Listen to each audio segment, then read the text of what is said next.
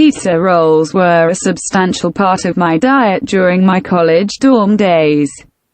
They were easy to pop in a microwave and gave me enough sustenance to stay up all night reading about post-Civil War American history.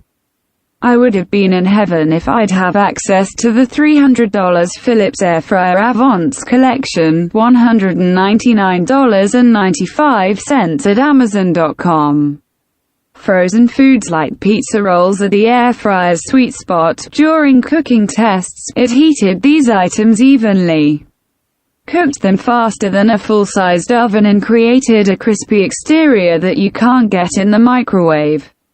But if you're like me and have matured past pizza rolls, and your metabolism just can't handle the processed cheese like it used to, you're going to be unsatisfied with the Avance.